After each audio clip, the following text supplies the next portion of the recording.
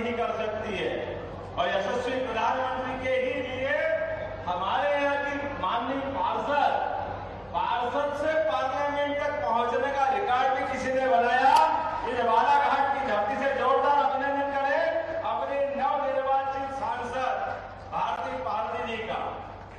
आज चूंकि थोड़ा समय की कमी है, कम समय में बहुत सारे काम करना है, लेकिन मुझे इस बात का संतोष है कि यहाँ पवित्र वेदगंगा नदी माता के तट पर स्थित बालाघाट और यहाँ मैंगनीज से लेकर कितने डोलामाइट और क्या क्या कितना माइनिंग आपका समृद्ध है, खनिज के आधार पर बहुत समृद्ध हमारा क्षेत्र।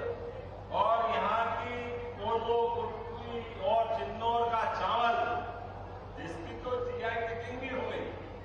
कितना सुंदर चावल हम हमेशा खिलाते थे, काफी चावल भी लाते थे।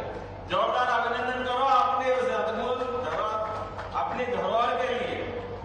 किसानों के बलबूते पर किसान के जीवन में वो गर्मी में अपना शरीर गर्मी की लपट से झुलसाता है और सर्दी में ठिठुरते हुए, लेकिन बारिश में भीगने के बावजूद भी हम सबको अपने पेट भरने के साथ साथ यहाँ की कोदो, कुटकी, चिन्नौर का चावल, सभी प्रकार के अन्न को उत्पन्न करता। अभिनंदन करें ऐसे किसान धरती पुत्रों के लिए, अभिनंदन करें। मैं उनका अभिनंदन करता, प्रणाम करता हूं। आज का किसान सम्मेलन इस नाते से भी ज्यादा आनंद का है कि हमारे अपने कृषि प्रधान देश के अंदर अभी तो आपको एक नई सौगात मिली है। कोदो, कुटकी पे एमएसपी लागू नहीं होता। मैं आपको बताना चाहूंगा कि कोदो, कुटकी के लिए हमारी सरकार बनी और बनते हमने जबलपुर में 1000 रुपया प्रति क्विंटल का उसमें अनुदान देने की घोषणा की है। लेकिन अब भारत सरकार ने मोदी जी के लिए ताली बजाओ 4290 रुपए के क्विंटल खरीदने की घोषणा कर दी सरकार के माध्यम से। कोदो, कुटकी का अपनी सरकार खरीदेगी और उसके आधार पर अब खरीद की दूसरी फसलें जो हम मजबूरी में करते थे, अभियान चलाओ सभी माननीय विधायक है कि कोदो, कुटकी अगर आप खरीदोगे तो सरकार उसको अपने स्तर पे एमएसपी के आधार पर खरीदने जा रही है और अलग से अनुदान अलग देगी। तो हमारे जो फसल चक्र है उस फसल चक्र को संभालने की जरूरत है। संभालना चाहिए कि संभालना चाहिए। मुझे एक बात और आनंद है, यशस्वी प्रधानमंत्री के नेतृत्व में जब से प्रधानमंत्री बने 10 साल से नक्सलवादी मूवमेंट की पूरे देश में कमर टूटी है और बालाघाट के 28 जवानों का सम्मान करके मैं आ रहा हूं, जिन्होंने अपनी जान की बाजी लगा करके नक्सलवादी मूवमेंट का जिला जिस प्रकार से सुख की नींद सोता है, ऐसे प्रत्येक जवान के साथ सरकार भी है। मुझे इस बात का भी आनंद है, खासतौर पे अपने यहाँ पर मिलेट उत्पादन में बालाघाट ने अपनी विशेष पहचान बनाई है। इसी मिलेट के आधार पर अभी बहुत सारी प्रदर्शनियां लगी है, उन प्रदर्शनियों में मैं लौट के आया हूं। और ये जो खास करके कोदो की फसल की हिस्ट्री बताते हैं, ये लगभग 3000 साल पहले भी यहाँ कोदो की फसल होती थी। ये इतिहास अपने आप में जोरदार ताली बजाओ अभी इनके सम्मान के लिए जो लगातार हजारों साल से हमारी अपनी ये पूंजी बना हुआ है। यशस्वी प्रधानमंत्री के द्वारा इस देश के अंदर बड़े पैमाने पर किसानों का सम्मान करते हुए पहली बार किसान सम्मान निधि दी गई। हमारे लिए वो सौभाग्य की बात है, मध्य प्रदेश के अंदर 80 लाख किसानों को ये किसान सम्मान निधि देते हैं, जिसके माध्यम से लगभग 25,000 करोड़ की राशि जरा नरेंद्र मोदी का अभिनंदन तो करो भाई, ऐसी क्या नींद आ रही है किसानों के लिए 25,000 करोड़। और वहीं हमारी सरकार भी 12,500 करोड़ की राशि किसानों के खाते में देती है। मुझे इस बात का संतोष है कि सामने बैठे हुए लोग अधिकांश हमारे अपने गेहूं की फसल, चावल की फसल भी करते हैं, जिनकी धान की फसल के माध्यम से कहते हैं। ये बात सही है कि चुनाव में हमने कहा है, चुनाव का घोषणा पत्र 5 साल के लिए होता है और हमने कहा कि हम इसको कितने में खरीदेंगे, कितने में है? और इसलिए एक साल, पिछली बार 21,500 का भाव था,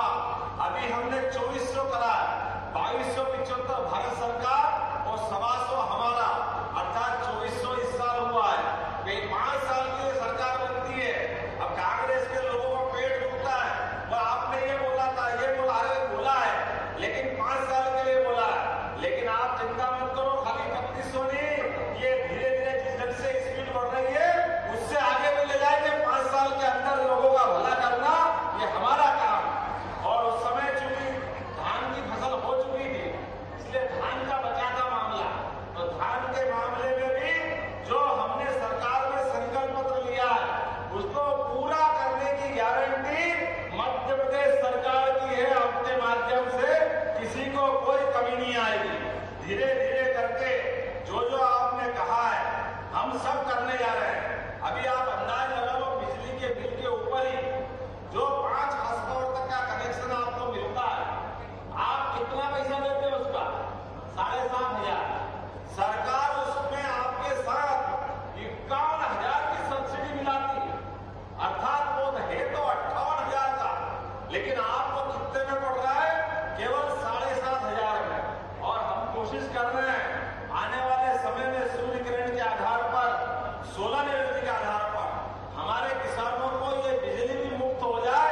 प्रधानमंत्री के लिए एक बार फिर अभिनंदन करो। जगह जगह सोलर के बड़े पैमाने पर ये अभियान हम चलाने वाले हैं कि आगे जाकर के किसान अपनी बिजली भी खुद उत्पन्न करे और अपनी बिजली से अपना खुद का गुजर बसर करे, घर के कनेक्शन भी ले। अभी तो हमारा जल गंगा अभियान चला है। मुझे ध्यान में आया कि बालाघाट पे भी बड़े पैमाने पर हुआ है, लेकिन बालाघाट के अंदर कुएं, बावड़ी, नदी, तालाब, नदी के किनारे पुराने जितनी भी जल रचना है सब पे काम हुआ है। कल इसका समापन होगा। कलेक्टर के माध्यम से आप अपने हर विधानसभा में अच्छे जो काम हुए वीडियो फिल्म दो, ताकि ये अच्छे से हमारे पास आए। और आप सुन लेना, किसानों को लेकर के इनकी चरणोई भूमि पे भी बहुत आक्रमण हो रहे हैं। इनके सारे अतिक्रमण हटाना, ताकि लोग अपने चरणोई में अपने जानवरों को अपने हिसाब से चरा सके। मैं आज के अवसर पर इस क्षेत्र के अंदर से लेकर के हमने तय किया है कि हमारी गौमाता बीमार, लाचार, परेशान, जंगल जंगल नहीं भटकेगी। ऐसी गौमाताओं के लिए जो भी पंचायतें गौशाला बनाना चाहेगी, सरकार उनको मदद करेगी, उनकी गौशाला बनाएगी, ताकि गौ माता की भी जान बचे और हमारे इस पवित्र हिंदू धर्म का सम्मान भी रहे और खेतों की, किसानों की फसल भी सुरक्षित हो। मैं गौवंश के मामले में कोई कोताही बरतने के लिए सरकार तैयार नहीं। हमने पिछले महीने अभियान चलाया, जिसके बलबूते पर 7,500 से ज्यादा गौ माताएं मुक्त कराई गई। 1,000 से ज्यादा लोगों को बंदी बनाया गया। 100 से ज्यादा वाहनों को जब्त किया गया। यह अभियान लगातार जारी रहेगा। किसी भी हालत में गौ माता के ऊपर कोई आक्रमण करे, हमारी सरकार बर्दाश्त नहीं करेगी। बाजरा, आपके यहाँ बाजरा भी होता है। बाजरा की फसल के लिए भी एमएसपी हमने देने की बात कही। ऐसे मोटे अनाज को लेकर के कंगनी, रागी, सवा, क्या समाना चावल भी होता अपने यहाँ, और कोदो, कुटकी, चना तो है ही सही। ये लगातार एक के बाद मिलेट के सारे क्षेत्र में जितने प्रकार से आपकी फसल होती है, मुझे बताया गया कि 67,000 हेक्टेयर से बढ़कर के अभी अपने बालाघाट में 1 लाख हेक्टेयर जमीन अपनी इस लायक तैयार हुई है प्रदेश के अंदर। उसमें बड़ी भूमिका बालाघाट की। जोरदार ताली बजाओ। हम लगातार प्रोत्साहन देंगे। तो इतने सब प्रकार की फसल मोटे अनाज में बालाघाट, मंडला, डिंडोरी, ये हमारा नर्मदा का बेल्ट, इसकी दुनिया अलग ही प्रकार की। मैं उम्मीद कर रहा हूँ कि हमारे इस बालाघाट में फसलों का रकबा जो 10,000 हेक्टेयर था, खास करके मोटे अन्न का, आज की स्थिति में 15,200 हेक्टेयर का लक्ष्य हमने फिर बढ़ा के रखा है कि आने वाले समय में इसको भी प्रोत्साहन देंगे। मुझे एक और बात की ध्यान में आया कि हमने घोषणा की थी, हमारे लिए एक लाडली बहना एक बेटी है। 5 तारीख को फिर आपकी राशि आपके खाते में आने वाली है। लाडली बहनाओं की राशि भी किसी प्रकार से रुकने वाली नहीं है, लगातार हम देने वाले हैं। कुछ और राशि भी बढ़ा के बनाने वाले हैं। मैं इसके साथ साथ हमारे अपने बालाघाट के अंदर उद्योग धंधों की दृष्टि से भी ये जबलपुर में 20 जुलाई को बड़ी उद्योगों के लिए एक समिट होने वाली है, जिसके माध्यम से इस पूरे अंचल में नए उद्योग लगे, कारखाने लगे, चाहे कुटीर उद्योग हो, चाहे सूक्ष्म, समान रूप से काम कर रहे हैं। और आप में से भी जिनको उद्योग धंधे लगाना है, जिनकी इसमें रुचि है, उनको भी हम प्रोत्साहन देने वाले हैं। अपने बच्चों के लिए बताना चाहूंगा, जुलाई महीने में ही 55 जिलों में एक्सीलेंस कॉलेज के माध्यम से बालाघाट को भी सौगात मिलने वाली है। एक एक्सीलेंस कॉलेज बालाघाट में भी युवाओं के लिए मिलेगा। युवाओं के लिए भर्ती के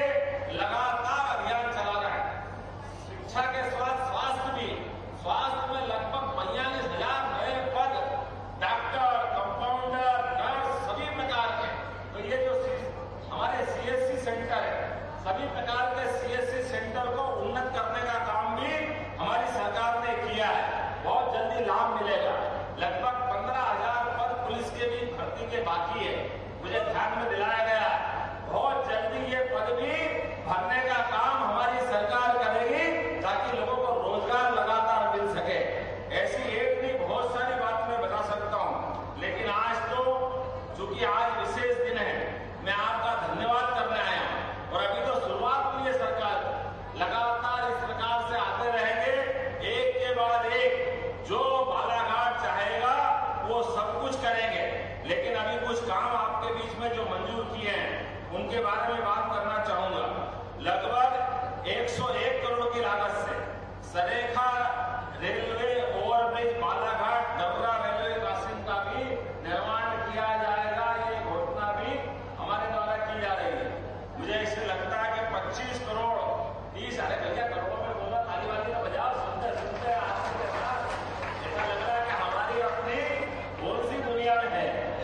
एक 25 करोड़ 30 लाख की लागत से राशि से बेलगंगा नदी पर कोई पुल बनने वाला है।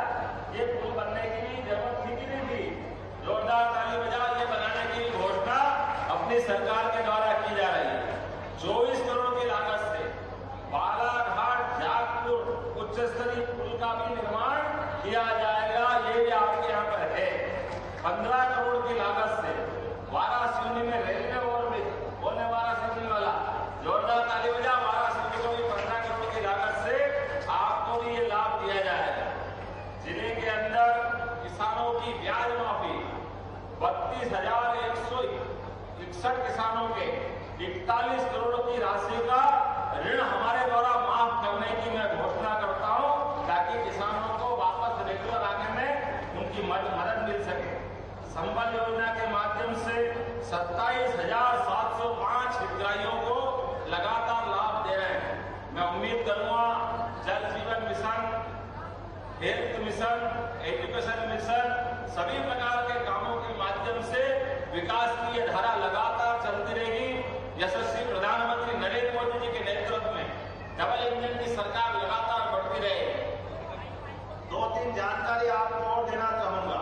एक जानकारी, हॉस्पिटल में कोई कारण से अगर कोई बीमार हो जाए और बीमार व्यक्ति को लगता है कि बड़े और हॉस्पिटल में पहुंचाना पड़ेगा तो उसकी जान बचेगी, तो आयुष्मान योजना के कार्ड जिनने बनाए उनके लिए फ्री हेलीकॉप्टर सुविधा देने का काम हमारी सरकार ने किया है। गरीब आदमी की जान बचाने का काम ये हमारा है। और उसमें केवल हेलीकॉप्टर नहीं आएगा, doctor, nurse, compounder, oxygen cylinder जैसा हॉस्पिटल में वो है, ऐसी की ऐसी सुविधा हेलीकॉप्टर में दे करके उसको जहां जरूरत है वहां पहुंचाने का काम हमारी सरकार ने करने का निर्णय लिया। जो पैसे लगेंगे लगेंगे, लेकिन गरीब आदमी की जान बचाना ये हमारा काम है। और गरीबों के अलावा जो सक्षम है, अगर वो भी चाहेंगे तो 2 लाख रुपया उनको भी देना पड़ेगा। उनके लिए भी हेलीकॉप्टर की सुविधा, ये एयर एम्बुलेंस उनको देने की भी घोषणा है, क्योंकि सभी प्रकार के लोगों के लिए हमने लगातार चिंता की। अभी हवाई सेवाओं में हमने एयर टैक्सी चालू की है।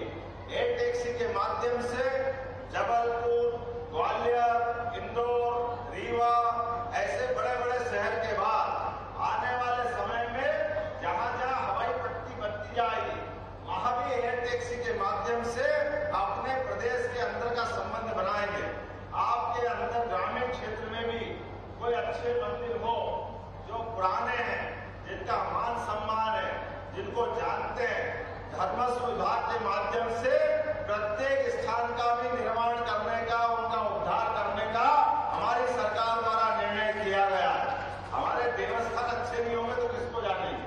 भगवान राम, भगवान कृष्ण, जिन्होंने अपने प्रदेश के अंदर जब उनकी लीलाएं हुई होगी, जहां जहां उनने गमन किया होगा, पथ भ्रमण हुआ होगा, ऐसे प्रत्येक स्थान को तीर्थ बनाने की घोषणा है। आपके बालाघाट के अंदर भी ऐसे स्थान हो जहां भगवान राम का संबंध जुड़ता है, भगवान कृष्ण का संबंध जुड़ता है, तो जिला प्रशासन सुनकर के उनको आइडेंटिफाई करे, उनको चिन्हित करे। ऐसे प्रत्येक स्थान को हमारी सरकार के तीर्थ स्थल के रूप में परिवर्तित करने का निर्णय हमने किया है। उनको अपडेट के सुनिए, मुझे छिंदवाड़ा यशस्वी प्रधानमंत्री की सरकार बनाने में आपसे जो मैंने निवेदन किया था, माननीय मोदी जी ने निवेदन किया था, आपने उसको पूरा किया है। इसलिए आपका आभार करता हूं, दोनों हाथ जोड़ करके। भारतीय जनता पार्टी की सरकार, आपने जो विश्वास व्यक्त किया है उससे पूरा खरा उतरते हुए बालाघाट के विकास में कोई कोर कसर बाकी नहीं रहेगी, ये आश्वासन देते हुए अपनी बात समाप्त करता हूं। बोले भारत माता की, भारत माता की। बहुत बहुत धन्यवाद।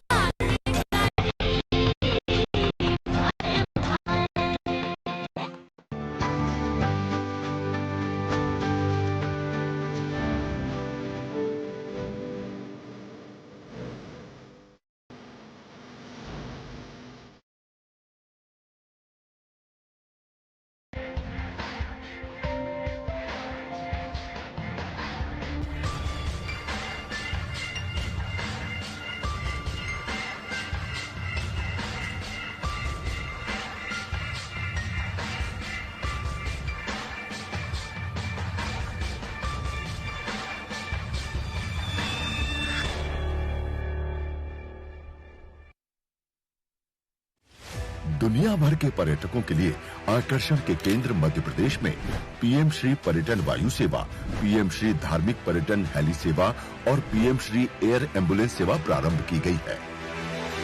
यशस्वी प्रधानमंत्री श्री नरेंद्र मोदी जी के मार्गदर्शन में मध्य प्रदेश के ओजस्वी मुख्यमंत्री डॉक्टर मोहन यादव के नेतृत्व में प्रदेश में संचालित हो रही पीएम श्री पर्यटन वायु सेवा और पीएम श्री धार्मिक पर्यटन हेली सेवा से दूरस्थ क्षेत्रों तक पर्यटन का लाभ पहुंचाने के साथ धार्मिक पर्यटन गंतव्यों तक हवाई मार्ग से आवागमन को सुगम बनाया जा रहा है।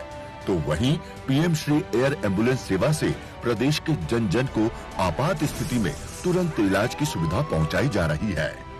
मध्य प्रदेश से एकमात्र ऐसा राज्य हो गया है जो तीनों प्रकार की सुविधा देकर के हेलीकॉप्टर की सुविधा जिसके भरोसे से वो अपने धार्मिक पर्यटन के केंद्र को बढ़ाने जा रहा है। एयर टैक्सी के माध्यम से सामान्य नागरिकों को ये सुविधा मिले और तीसरी एयर एम्बुलेंस की सुविधा जो मरीजों से संबंधित है। आवागमन का ये सुलभ संसाधन सबके लिए फलदायी होगा, सुविधायी होगा। धर्म कर्म और जनता के मर्म को समझने वाले प्रदेश के मुखिया डॉक्टर मोहन यादव समृद्ध स्वस्थ मध्य प्रदेश बनाने के लिए संकल्पित हैं। गंतव्य तक पहुंच आसान, सेहत को मिली उड़ान।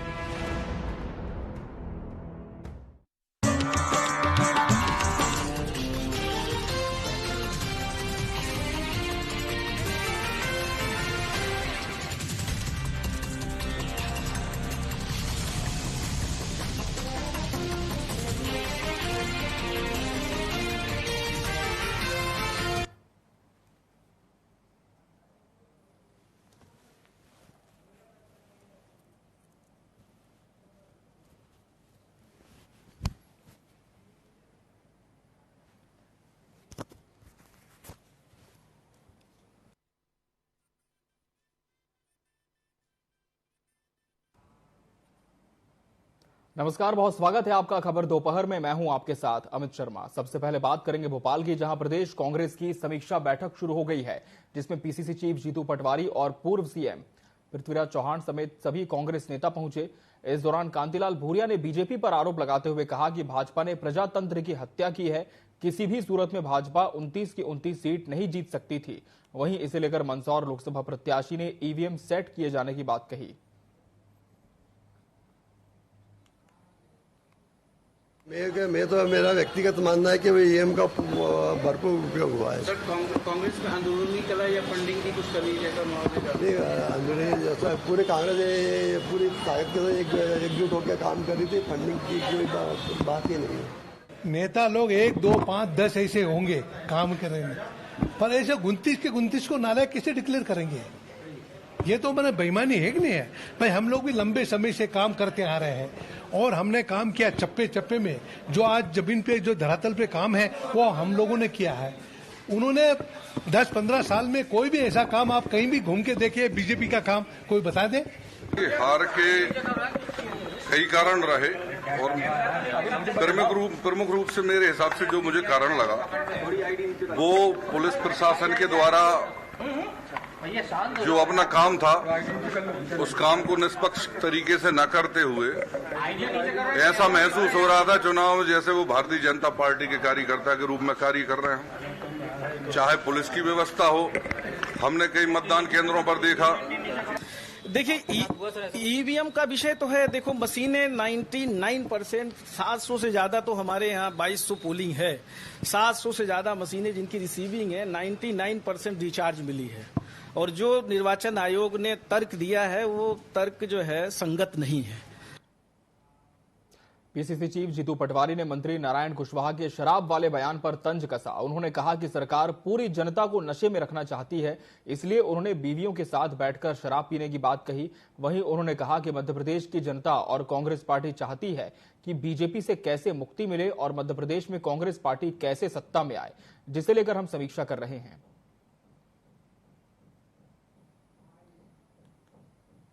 प्रदेश का जो मंत्रिमंडल होता है, इसका मुख्यमंत्री सहित सारे मंत्री सामूहिक नेतृत्व होता है। किसी मंत्री ने कोई बयान दिया, यानी पूरे मंत्रिमंडल का मत वैसा होता है।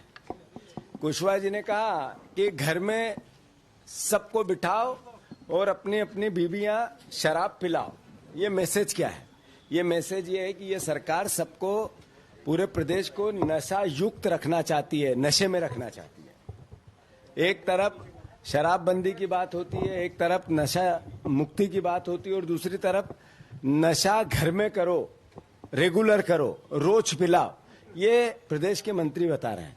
इसका मतलब ये है कि ये सरकार करप्शन की, 3 क्राइम की और कर्ज की ये मैसेज दे रही है कि हम अद्भुत अराजकता फैलाएंगे और पूरे प्रदेश को नशे युक्त बनाएंगे। ये एक प्रदेश के मंत्री का संदेश है, पूरे मंत्रिमंडल का संदेश है। खबर बड़वानी से है, जहां कई महीनों बाद नगर निगम सभागार में परिषद की बैठक हुई। बैठक में कांग्रेस नेता, प्रतिपक्ष और पार्षदों ने कई मुद्दों पर चर्चा की। साथ ही लंबे समय से लंबित नामांतरण प्रस्तावों को पारित किया गया। बैठक में शहर में बने नगर निगम कॉम्प्लेक्स की दुकानों की नीलामी को लेकर चर्चा हुई। वहीं शहर में श्रीराम कंस्ट्रक्शन द्वारा किए जा रहे सीवरेज कार्य को लेकर भी पार्षदों ने नाराजगी जताई। नेता प्रतिपक्ष ने कहा कि सीवरेज कंपनी घटिया गुणवत्ता का काम कर रही है। उन्होंने सीवरेज इंजीनियरों और ठेकेदारों को काम ठीक से पूरा करने की चेतावनी दी। सबसे पहले मीटिंग की शुरुआत ही सीवरेज कंपनी के अधिकारियों और कर्मचारियों को बुलाया गया था। 2400 पार्षद ने सवाल जवाब करे। सबसे बड़ी समस्या ये है कि इन्होंने पूरे नगर को तहस नहस कर दिया सीवरेज कंपनी, और मनमानी पूर्वक काम कर रहे हैं। तो उन्हें सब लोगों ने बताया कि आप काम थोड़ा सिस्टमेटिक करें, पूरे शहर को तहस नहस ना करें। दूसरा, ये जो काम कर रहे हैं, मैंने पहले भी आरोप लगाया था और मैं अब भी आरोप लगा रहा हूं कि ये जो काम कर रहे हैं ये एकदम घटिया क्वालिटी का काम कर रहे हैं। ना तो चेंबर सही बना रहे हैं, ना उनकी तरी कर रहे हैं। और दूसरा, जब ये पाइपलाइन खोदते हैं तो वाइब्रेटर जो है इनका पड़ा रहता है, वाइब्रेटर लगा नहीं रहे हैं। ये जो मानक स्तर का काम है वो बिल्कुल नहीं कर रहे हैं। जैसे तैसे करके काम अस्त व्यस्त करके आगे की तरफ निकल रहे हैं, जिससे पूरा नगर के लोग परेशान हो रहे हैं। जी, आज परिषद की बैठक में सीवरेज के जो इंजीनियर है और ठेकेदार है उन्हें भी बुलाया गया और 24 पार्षदों के समक्ष उनसे बातचीत की गई और उनसे जो भी उनका प्रोसेसिंग है वो उसकी पूरी जानकारी ली गई और उन्हें निर्देश भी दिया गया जो ये कार्य कर रहे हैं वो पूर्ण रूप से करें और बड़वानी में जो अव्यवस्था हो रही है उसका ध्यान भी। पूर्व सीएम अखिलेश यादव के जन्मदिन को लेकर अमेठी में सपा कार्यकर्ताओं ने तैयारी शुरू कर दी है। अखिलेश यादव के जन्मदिन से ठीक पहले अमेठी में सपा कार्यकर्ताओं ने भावी प्रधानमंत्री का बैनर और पोस्टर जगह जगह लगवाया। इस बैनर पोस्टर में अखिलेश यादव की फोटो लगी है और लिखा है, देश के भावी प्रधानमंत्री अखिलेश यादव को जन्मदिन की हार्दिक बधाई और शुभकामनाएं। वहीं सपा नेत्री गुंजन सिंह ने कहा कि अखिलेश यादव ने विकास की गंगा बहाई थी, हम अखिलेश यादव को प्रधानमंत्री के रूप में देखते हैं।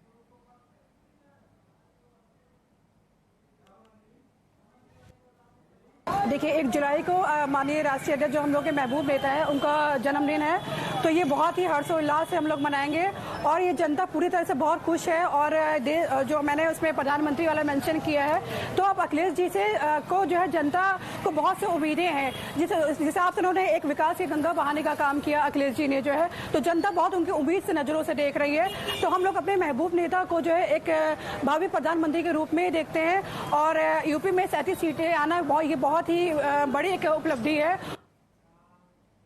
इटावा में सुबह शाम टहलने और पिकनिक स्पॉट की व्यवस्था की गई, जहां लायन सफारी के सामने 50 एकड़ की भूमि पर नगर वन विकसित किया गया है। इसे लेकर प्रभागीय निदेशक वन अतुल कांत शुक्ला ने बताया कि नगर वासियों के लिए विभाग ने नगर वन विकसित किया है।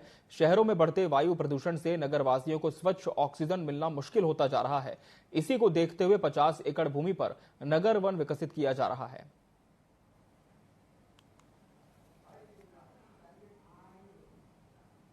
इन नगर वन का जो नगर वन विकसित करने की एक उद्देश्य था, एक तो ये था कि शहरी क्षेत्र में जो इंक्रोचमेंट की तहत कोई जमीन आ रही है या कोई लोग इंक्रोचमेंट का उनका उस पर ध्यान है कि उसको कब्जा कर लें, तो ऐसी जमीनों को फॉरेस्ट की जमीनों को सेटल किया गया और उनमें नगर वन घेरा करके करीब 6 किलोमीटर का घेरा बना के इस पूरे क्षेत्र को सुरक्षित किया गया। इसमें करीब 50 एकड़ की जमीन पे ये विकसित किया गया है। और इस बीच न्यायधानी बिलासपुर से एक बड़ी खबर मिल रही है। बिलासपुर से इस वक्त की बड़ी खबर आपको बता दें, बिलासपुर से बड़ी खबर आपको बता रहे जहां युवक ने आरक्षक को तमाचा जड़ा है। बिलासपुर से यह बड़ी खबर है जहां युवक ने आरक्षक को तमाचा जड़ दिया, झूमा झटकी करके मारपीट भी की है। न्यायधानी बिलासपुर से यह बड़ी खबर आपको बता रहे हैं। आरक्षक को तमाचा जड़ दिया, झूमा झटकी करते हुए मारपीट की आरक्षक से। डायल 112 का आरक्षक बताया जा रहा है, डायल 112 का आरक्षक बताया जा रहा है। तस्वीर आपके सामने, पिटाई का वीडियो भी सामने आया है। देखिए किस तरह से युवक ने आरक्षक को तमाचा जड़ दिया। डायल 112 का आरक्षक बताया जा रहा है, जिसके साथ ये पूरा घटनाक्रम पेश आया और घायल को अस्पताल ले जाने के मामले में ये पूरा विवाद हुआ। और इस खबर पर हमारे सहयोगी सुधीर सुमन हमारे साथ जुड़ चुके हैं। सुधीर, किस तरह से ये पूरा वाकया पेश आया और क्या युवक के खिलाफ कोई कार्रवाई की गई है?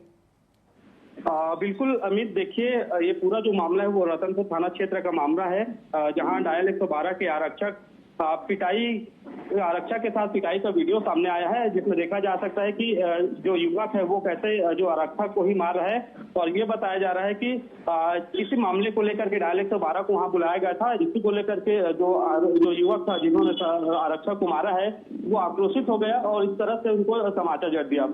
बिल्कुल अमित, देखिए कई सवाल उठते हैं लगातार, कहीं ना कहीं जो डायल 112 है लोगों की मदद के लिए पहुंचती है, लेकिन इस तरह की जो घटना है बिलासपुर में कई बार सामने आई है, जहां पर जो आरक्षक होते हैं उन्हें खुद ही मार दिया जाता है। तो इस तरह से कहीं ना कहीं जो लोग हैं वो अवेयरनेस की कमी है, और क्योंकि यही वजह है कि आए दिन इस तरह की जो घटना है वो खुलकर सामने आती है। फिलहाल देखिए मामले को लेकर के जो रतनपुर पुलिस है वो जांच कर रही है और युवक को जल्द पकड़ने की बात भी उनके द्वारा कही जा रही है। जी बहुत शुक्रिया सुधीर आपके तमाम जानकारी के लिए। तो युवक को जल्द पकड़ने की बात कही जा रही है और इस पूरे मामले की जांच भी शुरू हो गई है।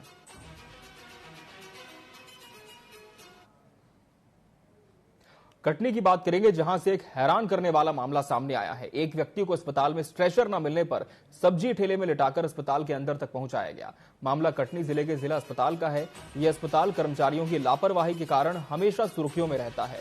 कई बार मरीजों को एम्बुलेंस नहीं मिलने की खबरें आती रही हैं, जो प्रबंधन की लापरवाही को उजागर करता है। ताजा मामला कटनी के पड़ोसी जिले से सामने आया, जहां एक व्यक्ति एक्सीडेंट होने के बाद जिला अस्पताल पहुंचा, लेकिन स्ट्रेचर नहीं मिलने पर आनन फानन में उन्हें सब्जी के ठेले में लिटाकर ओपीडी तक पहुंचाया गया।